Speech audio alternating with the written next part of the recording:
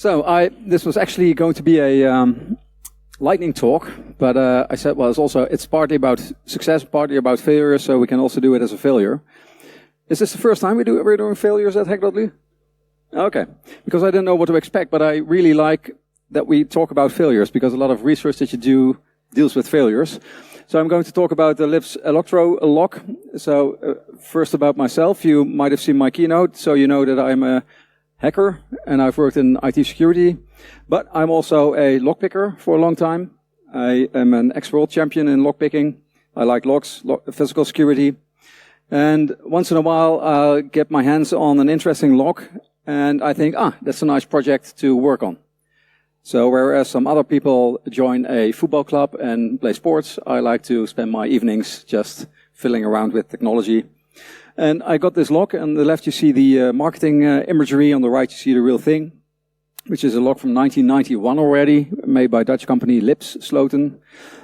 Lips had a mechanical lock that you see the key of there on the bottom. And they made a project to create a new lock. And this was a multi-million-dollar, multi-year project to create the greatest lock of all time, where you had keys that you could program, which was quite new in 1991.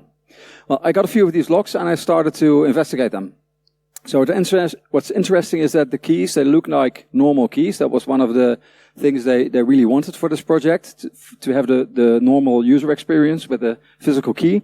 But as you can see, all the keys are basically the same. There is no bitting in the key, but there is a black blob there, and that's a chip. So, or to be precise, it's carbon sheets with in between a chip that you see there on the top right, and that was actually patented. It's the first chip that that has a antenna integrated on the die. So you see the antenna running on the edge.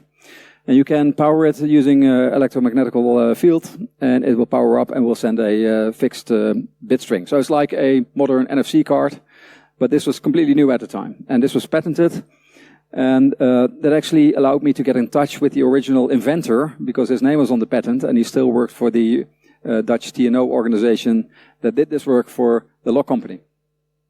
There's a green key that is used to program other keys into the lock. There's a red key to deprogram them, and there's a blue key for timed access. And I got a hold of a whole bunch of new old keys. And so they also have a nice little color code, so you can group them for specific users.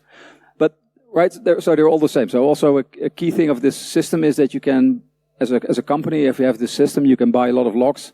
And you have them in stock, and if you need a key, you just pick a key out of your stock, you program it, and it will work. I took the lock. I have a lock with me as well. This is a different form factor, but the internals are the same. You see that there is a blue thing, and that houses the PCB. And this was revolutionary at the time. In 1991, most electronics were big, and they were through-hole electronics, but this is SMD, so it's small. It's soldered onto the board, which was quite expensive back then. And you see there is the MHS thing, that's a microprocessing unit, or MPU. And on the bottom right you see a EEPROM. The microprocessor unit holds 2K of RAM, which there's a program that runs the whole thing. And the EEPROM is 8 kilobytes. And then in the middle, let's see if this works. I have to wave somewhere there. This is an ASIC, so that's a custom-made IC that was needed to fit it in that small space. Now, I looked at it because my quest was, well, let's figure out how this thing works, and I was very interested in the security vulnerabilities that are in the lock. Like, could I read the code of the key by looking at the code that's printed physically on the key? Can I make a duplicate of a key? What can I do? So my first approach was to take the 2 kilobytes out of the MPU, which was quite a task in itself, but in the end I succeeded, and I used IDA Pro to see what's going on there. This is not a typical CPU, so it's all interrupt driven, and it's really low level, and this was quite hard. I could understand a little bit of it, but not everything. then somebody told me, but you need to use Ghidra instead of IDA Pro. But yeah, still, to me, that's a lot of mumbo jumbo. It is a little bit more readable, but it uses all these places in memory to store stuff, and it sends all these signals that go into the lock, into all kinds of transistors and analog logic. And yeah, so that's a bit of a failure. Also I had learned that there was a computer program for the more expensive locks, and this computer program could be used to connect. You needed to connect your computer to the lock using RS-485, and you could program and manage it remotely. But my locks, I have 3 locks. One of them has the RS-485 connection, but there's no data flowing over it, so I guess it's not programmed to use it.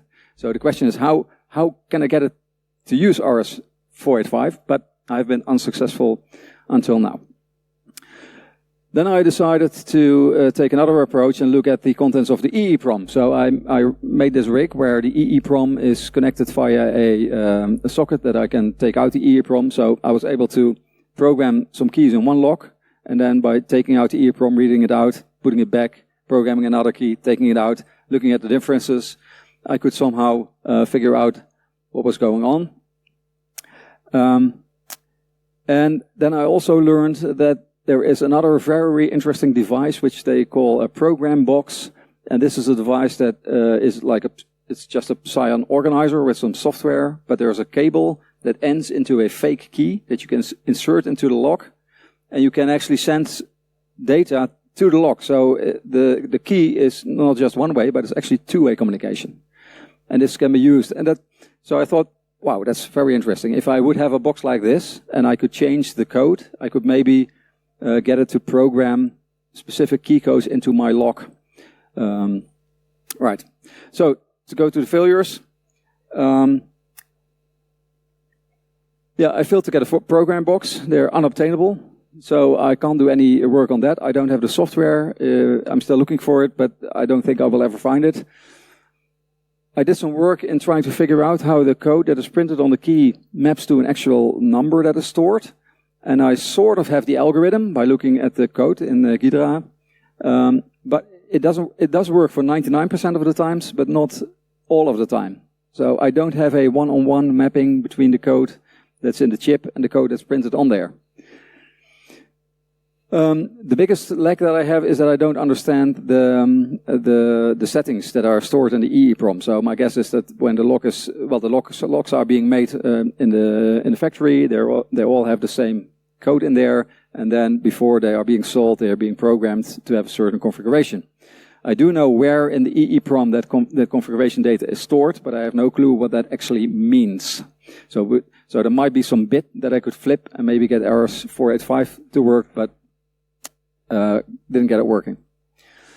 If that would be possible, then ultimately you would be able to clone a key. That would be a very interesting attack. So you have a key, you put it in your own lock, you read out what is in the memory, what's happening, and you emulate the key using the program box. The QR code on the top right is a 50-page paper I wrote about this research, and on the bottom right is a research I did on the previous lock, which was more of a success than this one.